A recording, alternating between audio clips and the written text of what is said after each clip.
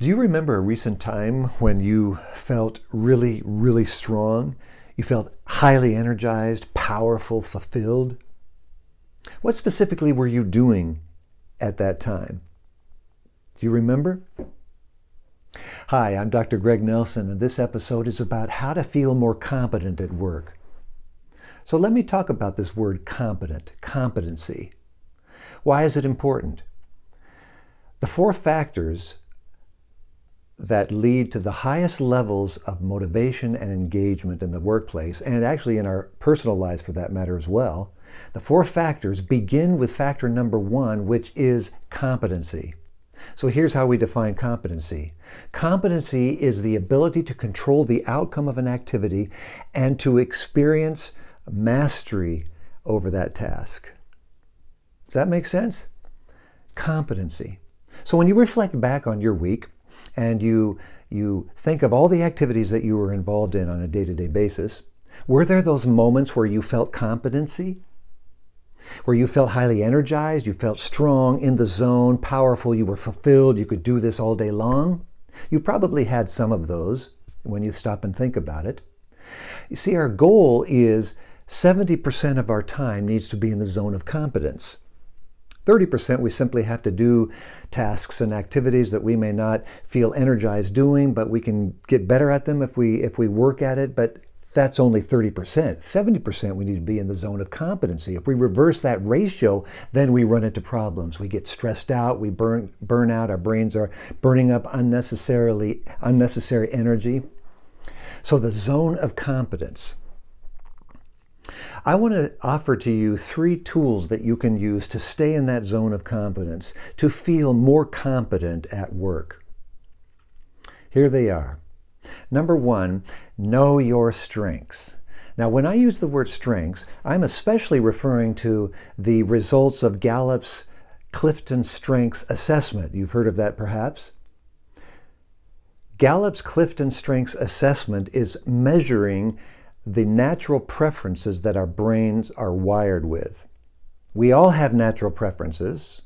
Not all of us share the same ones. In fact, very few of us. There's a 1 in 32 million chance someone else has your top 5 natural preferences as someone else's in that order. We all have them, we're all different, but the power of this assessment tool is that it helps us identify that place of that zone of competence for all of us. And what's powerful about this actually is not only is it a zone of competence, it is also our zone of highest positive energy. So when you think about spending your 70% time there, that's the place where you're getting the most energy. Then the 30%, you may be draining some energy because it's not your natural preference, but that's okay as long as you don't reverse the ratio. Now, when I say know your strengths, we're talking about more than just identifying the results from an assessment.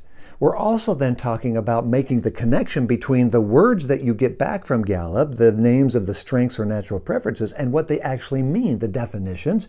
Then you're building an awareness of how those strengths or natural preferences are showing up on a daily basis. So you can begin to make this conscious connection between that word and the experience of the behavior that you're engaging in and your experience of it. The goal of this is what I call conscious competence. The more consciousness we bring to our competency, as in, oh, this is why I'm so good at what I do and why I feel so energized when I do this behavior, the more we make that connection, the higher level of competency we're able to experience. Our competency skyrockets in those moments. So tool number one is to know your strengths and then to leverage them on a regular basis. Number two will coincide with that. Number two tool is ask for help. So what I'm talking about is actually a strategic kind of help. I'm talking about going to the people that would most complement your strengths with their strengths for the purpose of collaborating with them. Does that make sense? So you're looking to fill the strength gaps that you don't have when you're asked to do an activity or a task that may require strengths you don't have. Now you're bringing strategically other people into your orbit so you can work together.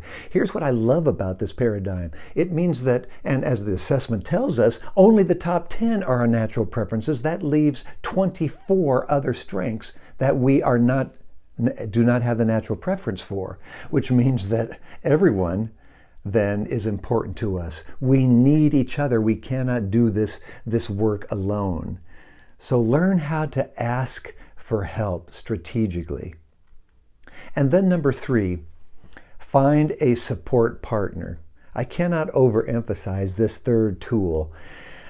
When we realize that finally we need the support and encouragement of other people in order to be our best selves, in order to use the strengths that we have been given, that our brains are wired for it, we need other people to come into our lives.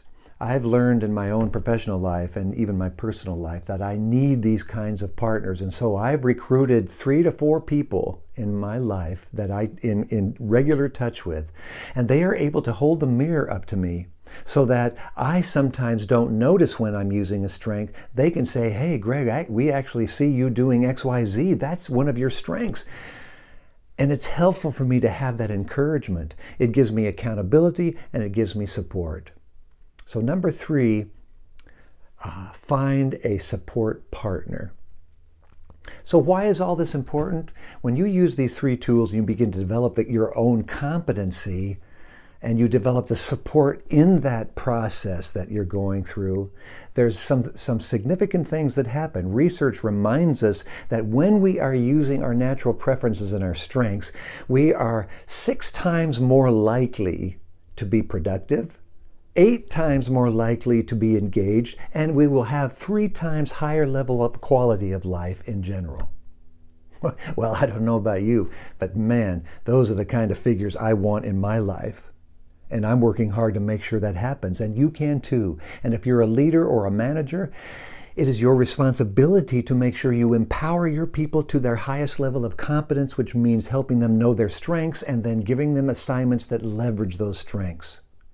I would challenge you to look carefully at that with the people that respond to you. So those are some ways to how to feel more competent at work. I hope this has been helpful and meaningful to you.